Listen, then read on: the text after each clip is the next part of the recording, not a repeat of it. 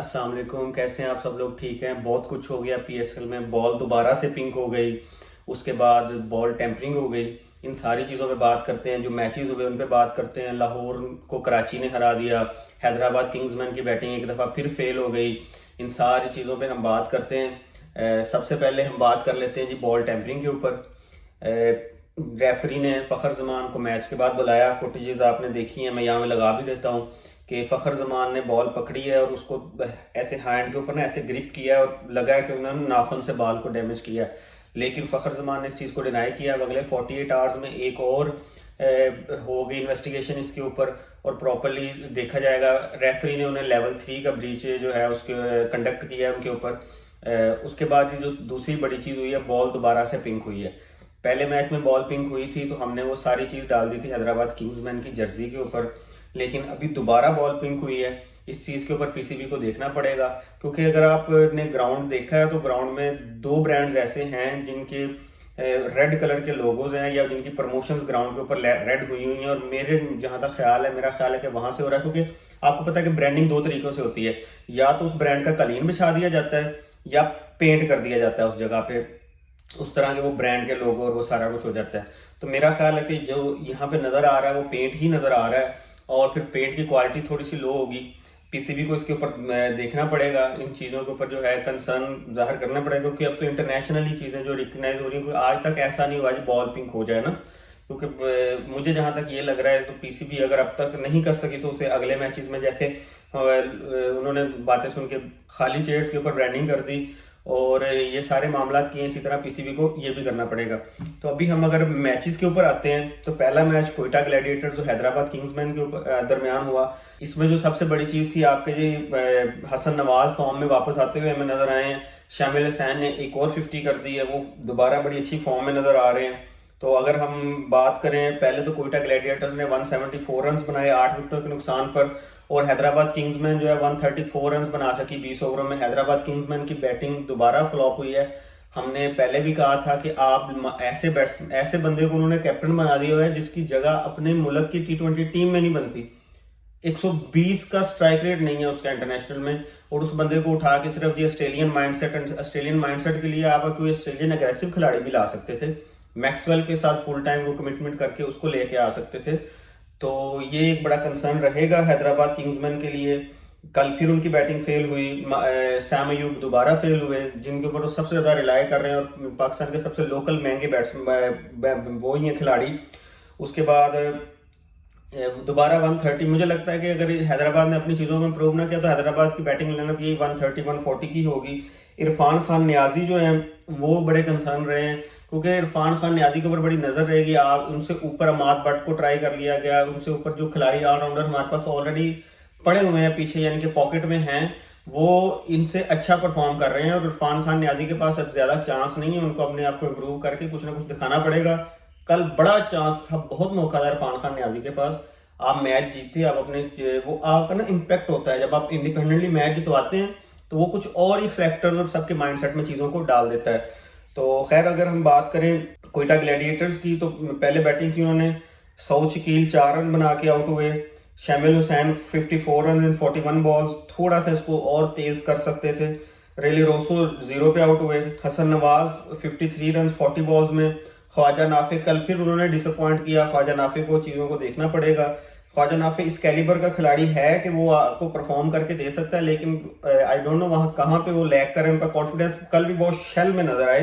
जो उन्होंने 3-4 बॉल्स खेली हैं वो आपने देखा होगा कि वो उन्होंने उस कॉन्फिडेंस के साथ नहीं खेली हैं। उसके बाद ये बेन जो है वो भी डक पे आउट हुए। टॉम करन ने अच्छा कामियो खेला 18 बॉल्स में 31 रन का। अहमद दानियाल, अलजारी, जोसेफ, अब्रार अहमद ये आपके बॉलर्स थे। 6 रन दानियाल ने किए, डक पे जोसेफ आउट हुए, अब्रार अहमद 9 रन बना के नॉट आउट रहे 3 बॉल्स में। बॉलिंग के ऊपर देखा जाए तो हैदराबाद की बॉलिंग पहले मैच से थोड़ी सी बेहतर नजर आई। उससे उन्होंने दिशकैना को जो ऐड किया है, 4 ओवर 24 रन देके 2 विकेट उन्होंने ली। रेली मैथरिथ ने 4 ओवर 38 रन 3 विकेटें। Saim 4 over 26 run. Akif Javed 2 over 25 run 2 विकेटें। ये आकिफ भी पिछले मैच में भी उनसे अच्छी बॉलिंग नहीं हुई, आज उन्होंने 2 विकेटें तो ले ली, लेकिन उन्होंने 25 रन दिए 2 ओवरों में। मार्नस लैम्बेशिन ने जी 2 ओवर्स में 19 रन दिए।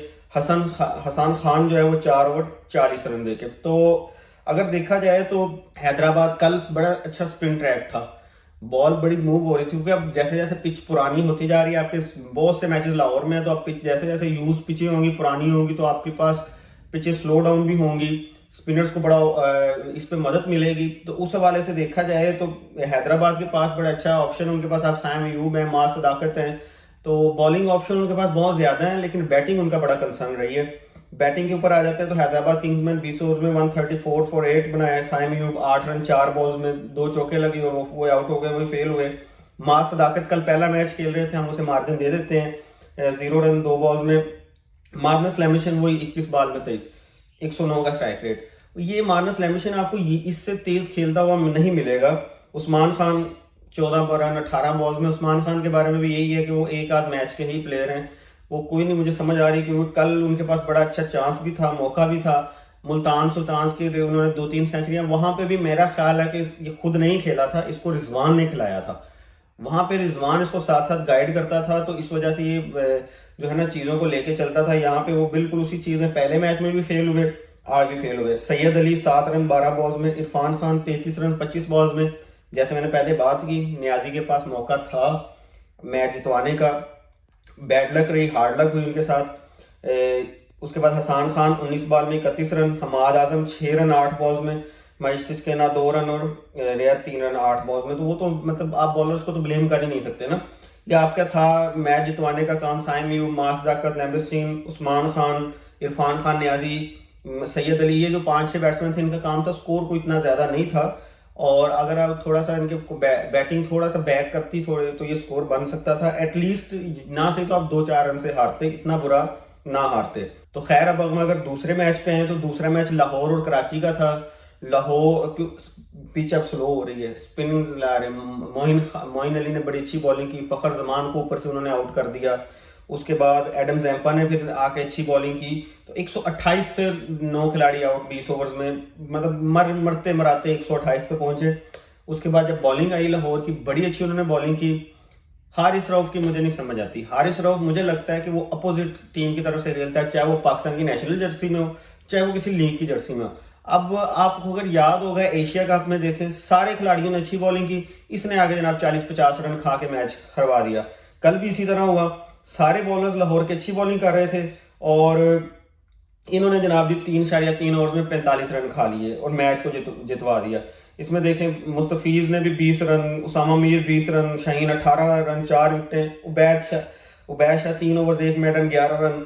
उबैद शाह का ओवर आखिरी ओवर चले ना सही, लेकिन उबैद शाह का ओवर इन्हें पीछे करवा लेना चाहिए था। उबैद शाह कल बड़ी अच्छी फॉर्म में नजर आए, बड़ी अच्छी लाइन ऑफ लेंथ उनकी नजर आई। तो बैटिंग हुई है फेल लाहौर की, लेकिन इसमें आप ये भी देखें कि पिच स्पिन साइड पे जा रही है। अब हमें आगे वाले मैचेस शायद इतने हाई स्कोरिंग लाहौर में ना नजर आए। जब हम कराची शिफ्ट करेंगे तो फ्रेश पिचेस पे क्वाइट पॉसिबल हमें नजर आ जाए, लेकिन लाहौर में जैसे जैसे पिचेस यूज होंगी, पिच स्लो होंगी, और हमें लो स्कोरिंग गेम्स भी नजर आएंगी। जैसे आप देखें कि 129 बना के भी कराची आखिरी ओवर में जाके वो मैच जीता, और वहां पे भी अगर हारिस रऊफ शुरू में कोई 2 अच्छे ओवर अपने कर देते, जो उन्होंने 3.3 ओवर में 45 रन खाए हैं, वो ना खाते, ये 10-15 रन कम खाए होते, तो क्वाइट पॉसिबल हमें लाहौर जीतता हुआ भी नजर आ जाता। उसके बाद यहाँ पे आपको बॉल टेम्परिंग भी आखिरी ओवर में नजर आई, वो 5 रन की पेनल्टी मिली। तो वो मैं ना सोशल मीडिया पे देख रहा था, वो कहते हैं कि अगर वो 5 रन की पेनल्टी ना मिलती तो 3.3 की बजाय 3.4 में जीत जाना था उन्होंने। तो यानी कि हारिस रऊफ को आप अगर 30 रन भी देते हैं ना आखिरी ओवर में बचाने के लिए, तो जैसा वो बंदा है वो 5 छक्के भी खा लेगा। तो हारिस रऊफ की मैं कहता हूँ कि लाहौर पता नहीं क्या सोच के उसको इतना लेके चल रही है। इकोनॉमी के लिहाज से या स्कोर खाने के लिहाज से हारिस का कोई मुकाबला नहीं है। खैर, अब हम अगर स्कोर कार्ड के ऊपर आते हैं तो मोहम्मद नईम 13 रन 12 बॉल्स में caught and bowled by Mir Hamza. Fakhar Zaman पहली ओवर में स्टंप हो गए। ऑफ स्पिनर जब लेफ्ट हैंडर को बॉलिंग कर रहा होता है तो आपका काम है बॉल को समझ के खेलें। ये सिर्फ फखर जमान का नहीं, हर लेफ्ट हैंडर का यही हाल है। जिस वक्त ऑफ स्पिनर बॉल करता है, हमारा लेफ्ट हैंडर को पता नहीं क्या हो जाता है। मोहम्मद हफीज को देखें, ऑफ स्पिनर थे, उनकी विकेटें सारी लेफ्ट हैंडर्स की थी। लेफ्टी आता था जब मोहम्मद हफीज खेलते थे, पाकिस्तान जनाब कहीं से घुमा के मोहम्मद हफीज को ले आते थे, और मोहम्मद हफीज उसको 1-2 ओवर में आउट करके घर भेज देता था। फिर राइट हैंडर आते थे तो हमारे सईद अजमल और शाहिद अफरीदी बॉलिंग पे आ जाते थे। Abdullah Shafique 33 run 24 balls. Parvez Hussain 12 run run ball खेले। हसीब खान 28 रन 30 बॉल्स में। सिकंदर रजा 19 रन 21 बॉल्स में। शाहीन अफरीदी 7 रन 4 बॉल में। उसामा मीर 1 रन 3 बॉल में, हारिस रऊफ 4 रन 10 बॉल्स में, और उबैद शाह 0, मुस्तफिजुर रहमान 1 रन। तो देखा जाए तो बैटिंग कल पिच स्लो थी, थोड़ा सा टाइम मांग रही थी। ऊपर से अगर विकेटें जल्दी ना गिरती, हमारी फ़खर जमान जल्दी ना आउट होते, या उसके बाद जब नईम आउट हुआ, फिर कुछ मतलब 2-3 जब जल्दी विकेटें गिर गई हैं, जब कंटिन्यूस विकेटें गिरी, हर शाहिन अफरीदी आए, वो भी हर बॉल पे उठाने के चक्करों में आए थे। तो इन चीज़ों को देखना पड़ेगा। मोइन अली पहले कहा जा रहा था जी पता नहीं क्या पिक हो गया, क्या कर गया, लेकिन मोइन अली इस वक्त जैसी बैटिंग और बॉलिंग कर रहा है तो लाहौर कराची के लिए बड़े अच्छा साबित हो रहे हैं। 4 ओवर 31 रन 2 विकेटें। Mir Hamza 3 overs 14 for 2। Hasan Ali 4 over 25 run. Hasan Ali को अगर आप देखेंगे ना, हसन अली हमें वो चैंपियन ट्रॉफी वाला सरफराज के दौर वाला हसन अली नजर आ रहा है। विकेट टू विकेट बॉल कर रहा है, हार्ड लेंथ को हिट कर रहा है। मतलब अगर किसी का कमबैक कहा जाए तो हसन अली इस वक्त अपना कमबैक कर चुके हैं। Salman Ali Agha 3 over 25 for 1। Adam Zampa 4 over 1 maiden 11 for 2। बड़ी कमाल की बॉलिंग की। उसने बताया कि वो दुनिया का नंबर 1 बॉलर है, और उसके अग्रेशन उसकी चीज़ों ने शो किया। Abbas Afridi 2 over 19 run 1 wicket. जब कराची बैटिंग के लिए आई तो हमें शुरू में बड़े अच्छे ओवर्स देखने को मिले। वो शाहीन अफरीदी जो इंटरनेशनल में अच्छी लेंथ को हिट नहीं कर सकता, उस बंदे ने जनाब भी वक्त डाल दिया हुआ था कराची को। ऊपर से जनाब वार्नर को आउट कर दिया, उसके बाद क्या सलमान अली आगा को उसी ओवर में आउट कर दिया। तो मतलब कमाल की बॉलिंग शुरू कर दी थी उसने। अगर हम बैटिंग के ऊपर आए, वार्नर जल्दी आउट हो गए 8 रन 9 बॉल्स में। उसके बाद अगर देखा जाए मोहम्मद वसीम खेले, लंबा चले, 38 रन बनाए 37 बॉल्स में। सलमान अली आगा उसी ओवर में, जिस ओवर में वार्नर आउट हुए, उसी ओवर में आउट हो गए। बड़ी बैट लग रही उनके साथ। सात बेग 19 रन 21 बॉल्स में। Moeen Ali 18 run 21 balls. ये वो फेज था जिस वक्त इनको विकेट बचानी थी। रन्स ना भी बनते खैर है, लेकिन थोड़ा सा गेम को डीप लेके जाना था। तो वहां पे आजम खान 40 रन 12 बॉल्स। आजम खान कल थोड़ा सा पहले मैच से चेंज नजर आया अपना। मुझे लगता है कि आने वाले मैचेस में हमें ये थोड़े और भी परफेक्ट नजर आएंगे। खुशदिल शाह 30 रन 14 बॉल्स में। अब्बास अफरीदी, खुशदिल आउट हुए 19.1 बॉल पे, अगली बॉल पे आए हैं, छक्का मारा, चौका मारा, मैच फिनिश किया, दैट्स इट। देखा जाए तो कराची की मतलब लाहौर, मैंने जैसे बताया कि जैसे अब मैचेस स्लो होंगे, अब खिलाड़ियों को टाइम दे के फिर खेलना पड़ेगा। अब ये वो पहले वाले मैचेस वाला हिसाब नहीं होगा कि 200 बन गया, 200 चेज हो गया। अब हमें 150 भी जो है ना वो मुश्किल करता हुआ नजर आएगा बैट्समैन को। बॉलिंग के ऊपर आए तो शाहीन अफरीदी कल इनक्रेडिबल फॉर्म में नजर आए। 4 ओवर 18 रन देके 4 विकेटें। Ubaid Shah 3 over 1 minute 11। अब कहा जा रहा है कि जो उबैद शाह से आखिरी ओवर क्यों नहीं करवाया गया। तो आखिरी ओवर बहुत है वो या बन जाता है या डिफेंड हो जाता है। तो ये उबैद शाह क्वाइट पॉसिबल, उबैद शाह अगर वो स्कोर बना जाते, उनको बॉलिंग दी जाती, उनके गए स्कोर चेज हो जाता, तो कहा जाता जी हमारे पास एक्सपीरियंस हारिस रऊफ था, हमने क्यों नहीं उसको ओवर दिया। तो इस चीज़ को हम नहीं कह सकते। हारिस रऊफ कल वर्स्ट फॉर्म में नजर आए। जिस तरह की बॉलिंग बाकी खिलाड़ी कर रहे थे, हारिस रऊफ ने उसकी बिल्कुल अपोजिट बॉलिंग की। 3.3 ओवर 45 ओवर। सिकंदर रजा को एक ही ओवर दिया गया, उन्होंने 11 रन दिए। Mustafizur Rahman as usual incredible रहे, 4 ओवर 20 रन 1 विकेट।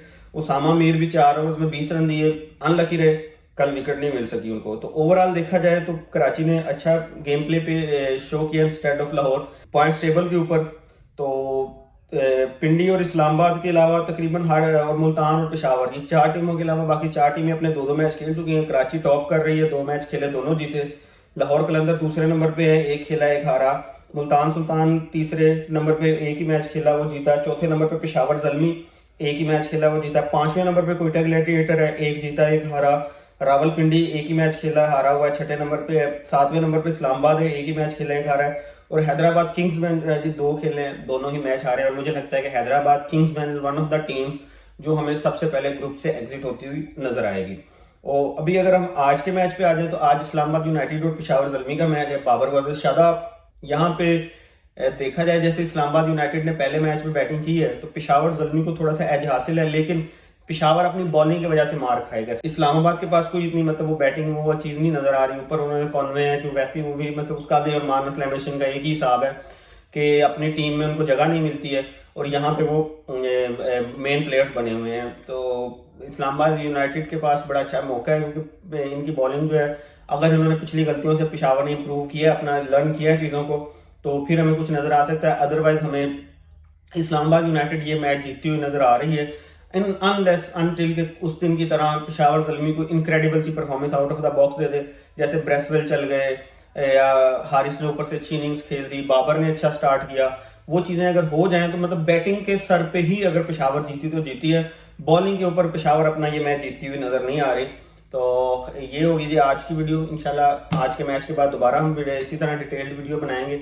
वीडियो पसंद आई हो तो लाइक सब्सक्राइब ज़रूर करिएगा। तब तक के लिए अल्लाह हाफिज़।